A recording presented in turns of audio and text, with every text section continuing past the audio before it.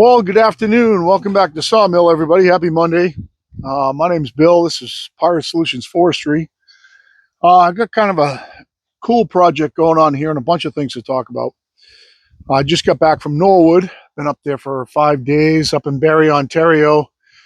In a collaboration between a bunch of influencers and me, trying to answer some questions for Norwood, how we can help them out with their product, what we think is great, what we think is horrible.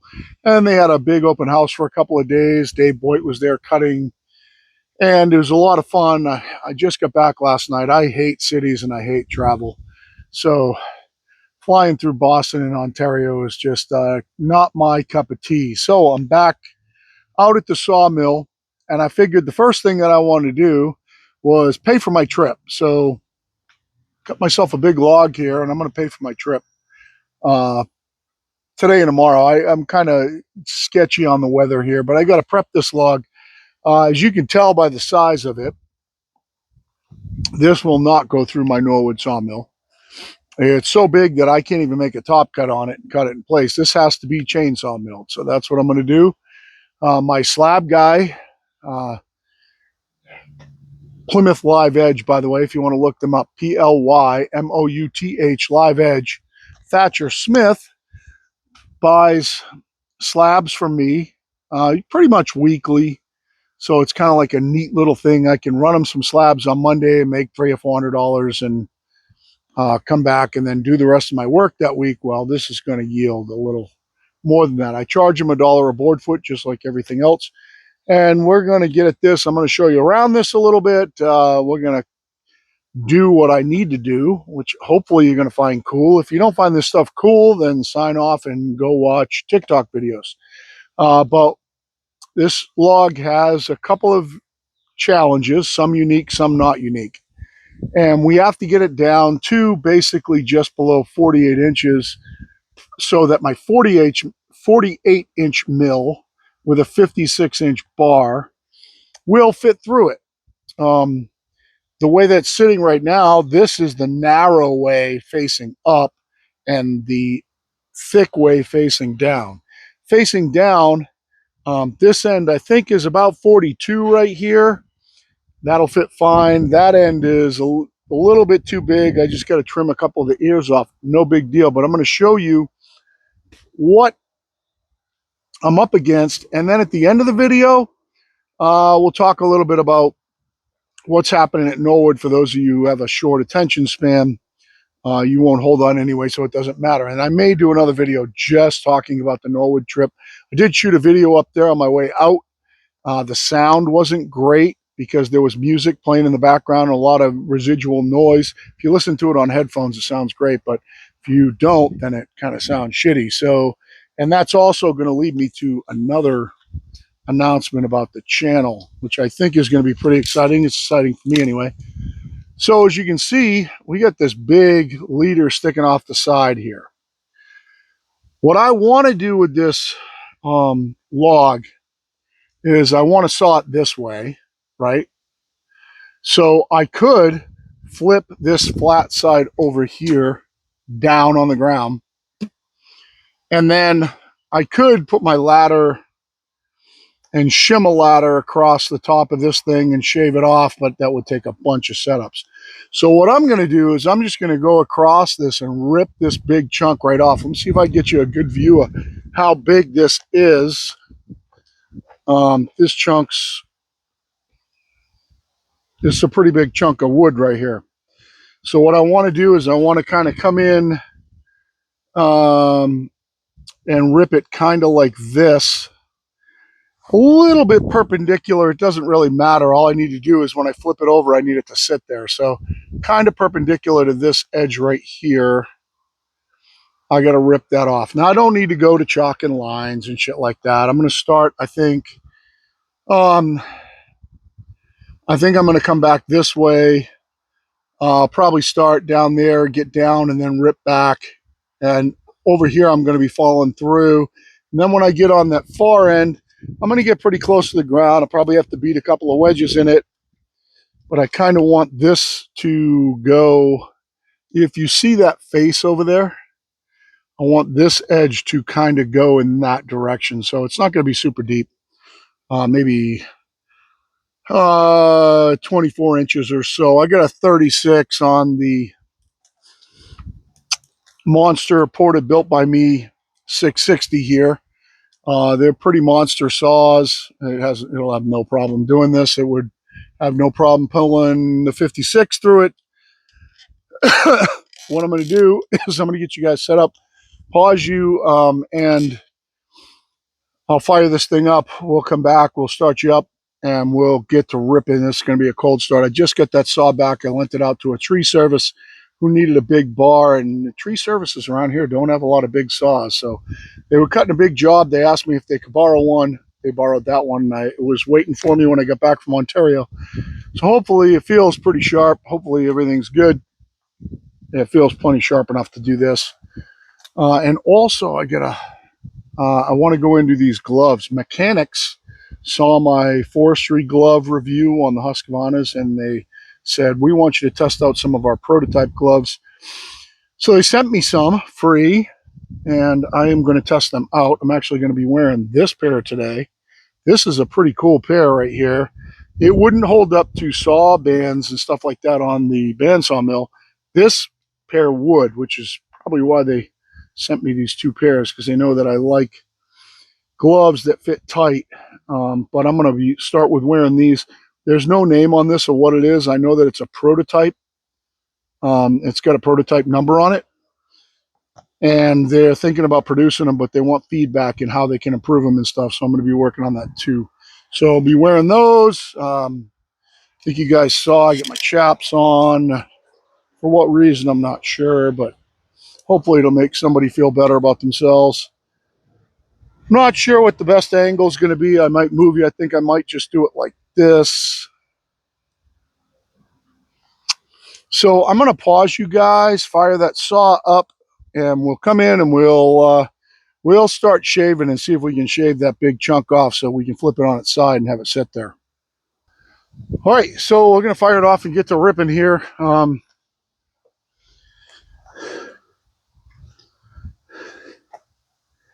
not sure how the sound's going to mess with my noise canceling, so I apologize if it does.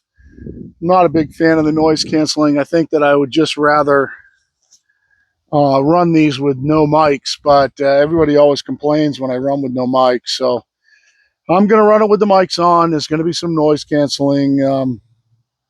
Hopefully it's not too bad. We're going to fire this thing up. We'll get our straight line. We'll start ripping down. At some point, I'm going to have to bang some wedges in it. We'll see how it goes. So we'll run the crap out of this Built by Bill saw.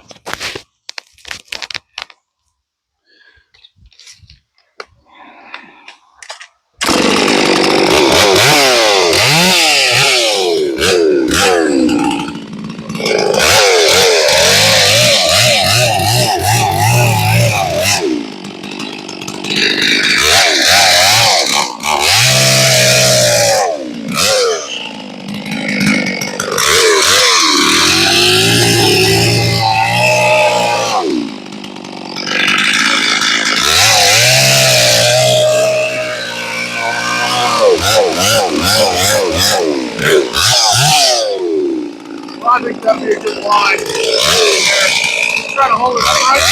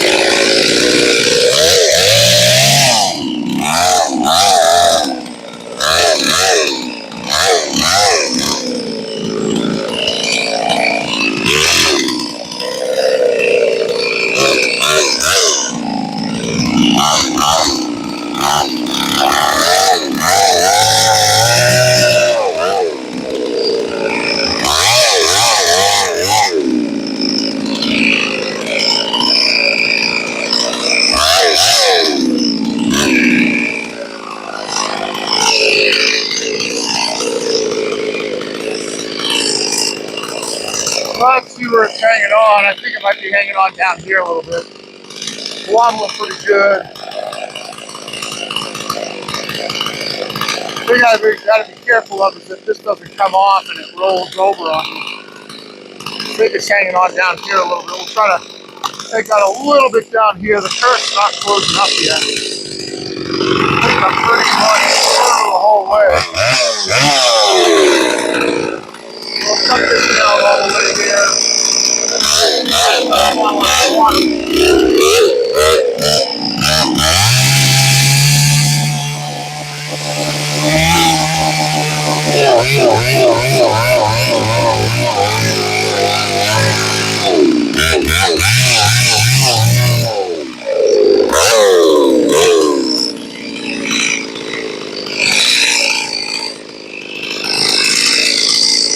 Trying not to get my bar in the dirt.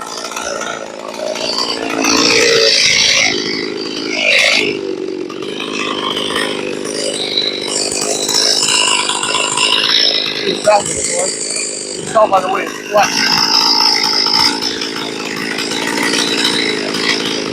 That's pretty good. Looks like it's holding on right here somewhere. If I get a little bit deeper there, maybe I'll pause you guys and flip it up.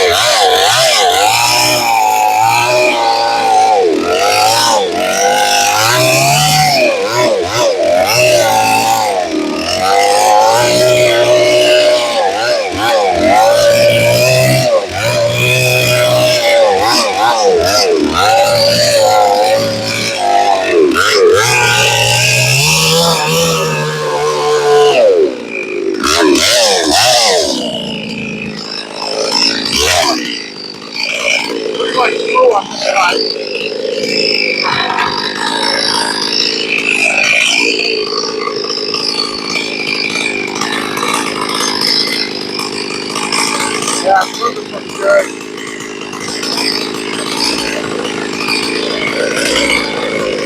I think it's pretty much ready to come off. I might be able to just pry this off. I want to get in a position where it's not going to roll over on me.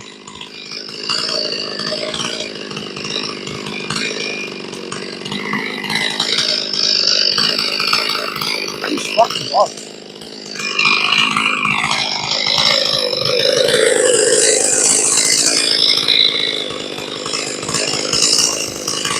Well, just holding on one little slot in the middle here.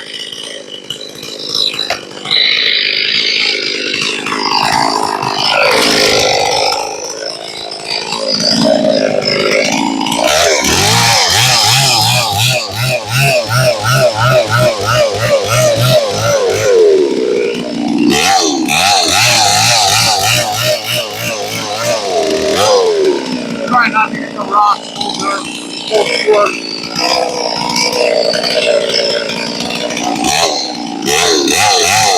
Let me see what the finish goes now. Try to get it to roll.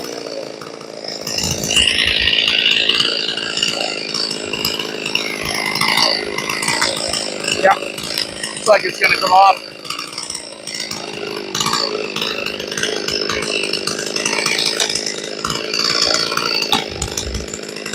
So I'm going to pause you guys 1 second. I want to rip this off, then I'll show you the cut. And I want to get my stuff off the top of it first, so that in case the log rolls, that I don't have everything go down and get crushed and shit. So give me 1 second. All right, so for full disclosure, I don't want to rip it off without you seeing it. I don't want you to think I played any games or anything like that. So I got my pickaroon. I'm going to try to rip it off, then I'll show you the cut. We'll see if I dug into the dirt anyway. The chain looks good, so we're going to just, don't want to do it crooked.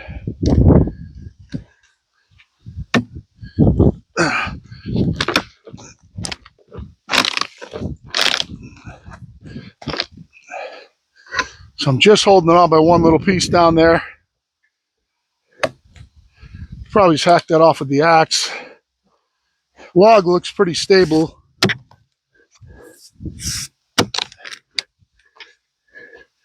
This is the white oak candle axe that I built on video.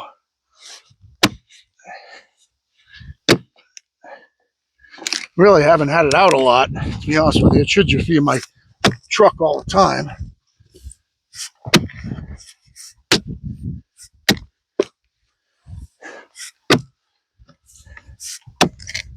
I think that's pretty close.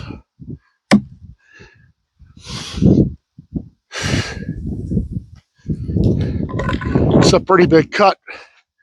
I have one place where I didn't quite match up. It's holding on there. One little strand. There we go.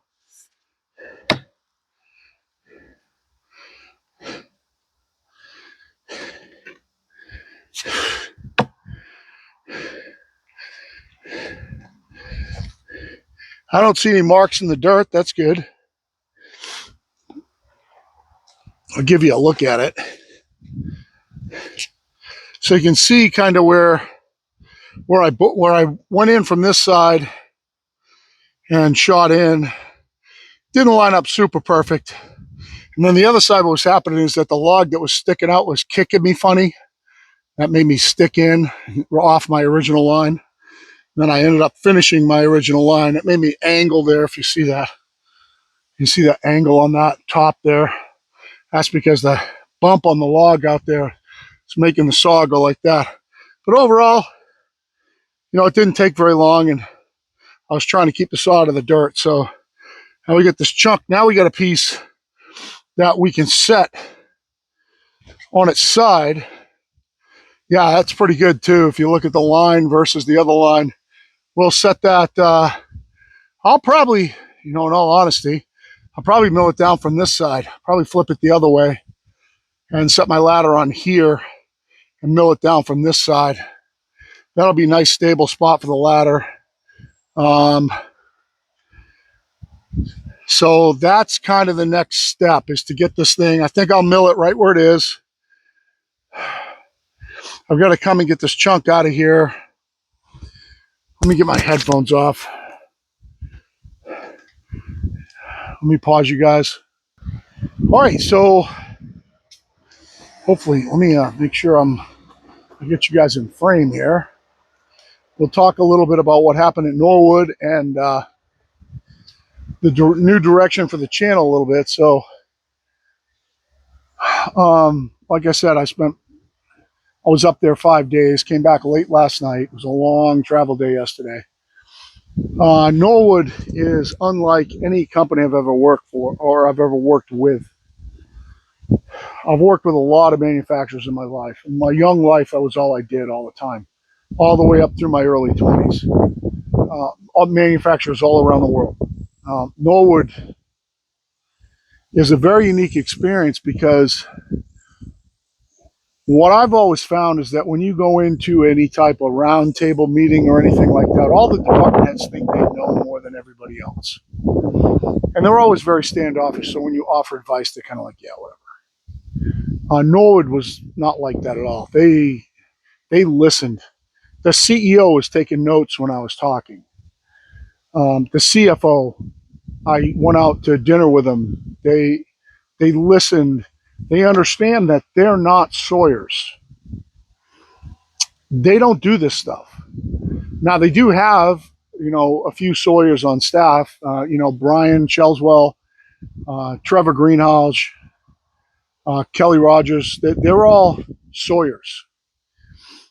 Everybody else in all the other departments, whether it's IT or whether it's sales and marketing or whether it's manufacturing or social media, you know, most of those people aren't sawyers. They don't really know. So when they want to know something, they come to us and ask us, which I thought was great because, you know, whenever I've worked with, say, White GMC, Volvo White GMC, or Scania, or Fiat Alice, or Bomag, or Ingersoll Rand, Just to name a few. Whenever I've worked with those manufacturers, they're always like, yeah, well, we know more than you, so whatever. Just say what you want to say so we can have another drink. Norwood is all in. Tell us what you need to help us make you better, and that's what we're going to do. So it was really eye opening, and it was a lot of fun. It left me very hopeful. The industry as a whole, Norwood's in a weird spot. They're in between, say, a Harbor Freight Woodland Mills and an LT40, and they don't have anything that will compete with the LT50 or LT70 or even an LT40 wide. And then on the low end, they're up against like Woodland Mills that just has a crackdown on the market. So where do they fit in? They kind of fit in into the a professional mill that somebody works by themselves, like me. Somewhere where I can't be fast enough to keep other guys working. So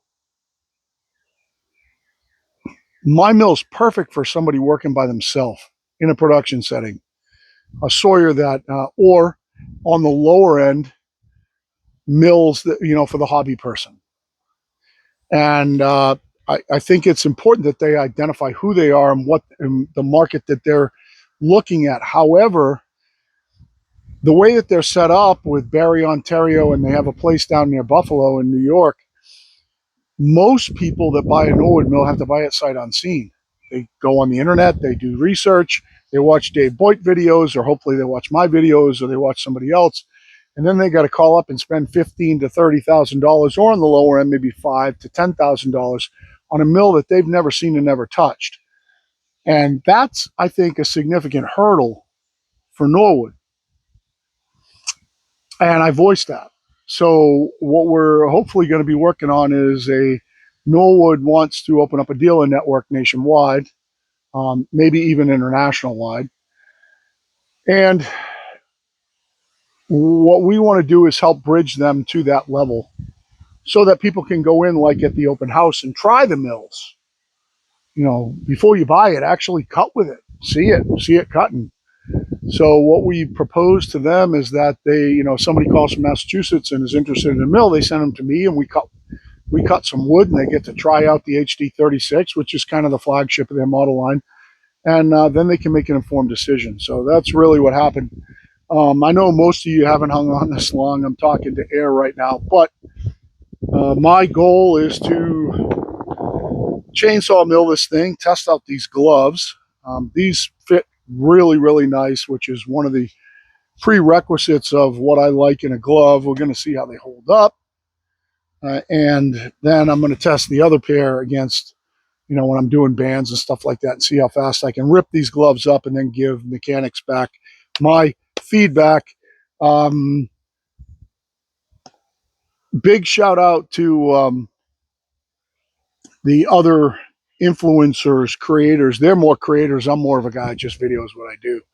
But the other creators out there, Tony's Sawmill Equipment Adventures, Red Tool House in Homestead, Troy,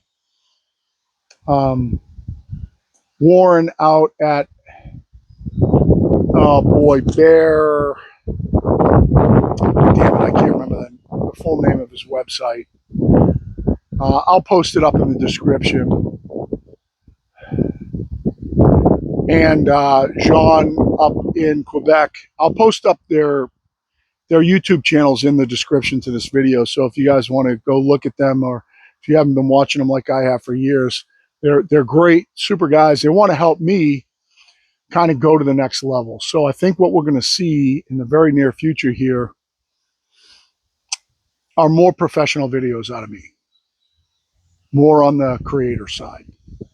So I want to keep the content educational. I want to teach you how to do stuff, sharpen a chainsaw or rip a log down, or chainsaw mill something, or cut on the sawmill, or build an axe. You name it, dress a bar, build a saw, port a saw, things like that. I want to keep doing those things, but I want my videos to be more professional. So what what the creators have said to me is that we want to help you out. You've got a good voice and a good face, and you put out good content. Well, your videos are kind of raw, so we want to help you out and get you into a more professional format. So that's what we are going to work towards in the near future, is getting me into more of a editing my videos and getting rid of dead air and things in the background and fast forwarding through stuff that's monotonous and stuff like that. So we're going to try to make me a little bit more professional and make my presence just more professional, so to speak. You know, for a long time I pushed back against it, and I just said, hey, if you want to learn something, watch me. If you don't, go friggin' watch something else. Go watch TikTok videos for all I give a shit. However, there's an opportunity for me in the way that I've grown, and thanks to you guys, that I can kind of take this to the next level and create some sort of passive income for myself while I keep doing what I'm doing. And, you know, full disclosure, the way that I am right now, I make about $100 a month. That's about what I make. And some months I don't hit the 100, and then I got to wait 2 months for it. But that's about what this channel makes right now. So, you know, I want to make it better. I want to make it more enjoyable for you. And I don't want everybody to sign off in the first 5 minutes, which is what the data shows happens. I know that most of you that are still on this long, you are the people that have gotten me where I am. And I cannot say thank you enough. You tune in because you're interested to see what I'm doing. And you're interested maybe to learn something, maybe not. Maybe you do, maybe you know all this, which is fine. That's good. But you're interested in watching me and seeing what I'm up to. Those are the people that hang on. You are the people that I want to say thank you to. And what I'm going to do is I'm going to try to make my channel better, so it's more fun to watch it for you guys. Because I know sometimes when the camera falls over or the audio sucks or something like that, it's not really that fun. Even though the content's there, and you might want to watch me hit myself in the face with a chainsaw or hit the mill and break a chain, or have a truck roll by right in the middle of the video, or build a new chain by hand on the bench, you know, stuff like that you want to watch. And, you know, you're the people that I'm really doing this for. And so I can kind of talk and keep myself amused and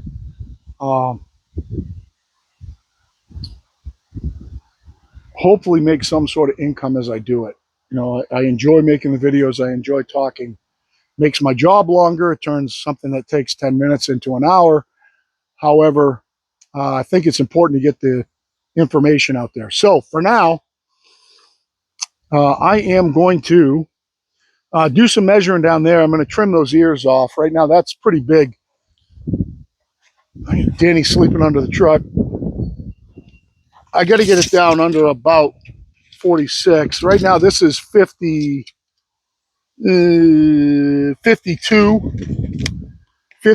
from here to the ground. So I got to trim the edges off it about 6 inches or so. Probably take a pretty significant trim right here just because it's exposed. And then once I flip it on its side, I'll measure it again and try and take another, try to make sure everything's going to fit. And then we will end up getting a ladder set up on this thing. And I will go through a chainsaw milling monster log video, which will show you how to get the ladder coplanar so you don't put twist in your slabs. And we won't be talking so much about building saws and stuff like that, but you'll get to see saws that I built run that'll rip through this in about 6 minutes, full squirt. Almost use a little more than 3/4 of a tank of gas, a slab at 40, almost 48 wide. And I'm going to slab this out and then get these slabs up to my slab guy, and I'll make enough money on this one log to pay for my trip. So that's the important part right now. And appreciate the watch. You guys, as always, if you have any questions at all, hit me up. I answer everything back for now till I get like 10,000 questions, and I can't. But for now, I answer everything back. I'll help you out any way that I can. I appreciate the watch. Thank you all for sticking by me. I know it's not easy sometimes. And for Danny sleeping under the truck, all I can see is his tail sticking out. And myself, Inspired Solutions out.